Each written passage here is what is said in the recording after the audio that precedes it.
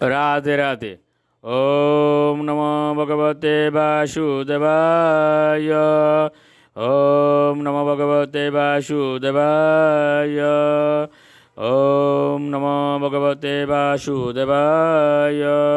শ্রীমদ্ ভাগবত তৃতীয় স্কন্দ স্থানম সৃষ্টি স্থিতি সপ্তবিংশতি অধ্যায় জরা প্রকৃতির উপলব্ধি। শ্লোক ১।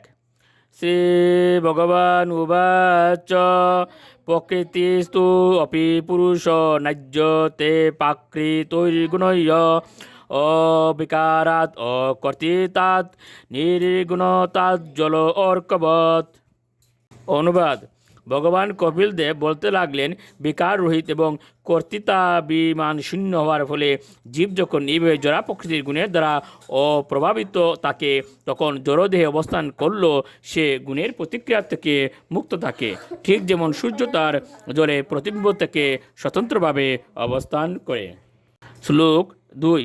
স এষ ইয়রি প্রকৃতের গুণেষু অবিবিসজ্জতে অহম ক্রিয়া বিমূঢ়াত্মা কর্তাস্মিত্ববিমন্যতে।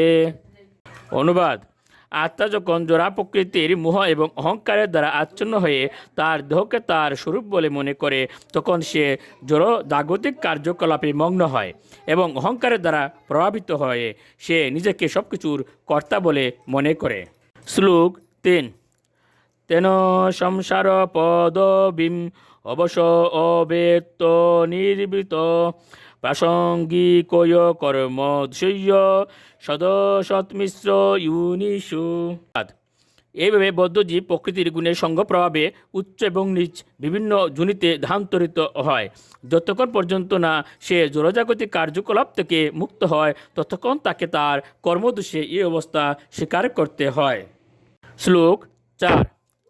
অর্থে হি অবিদ্যমানে অপি সংসৃতির্ন নিবর্ততে ধ্যেয়ত বিষয়ানৈষ্য স্বপ্নে অনর্থ আগময়তা।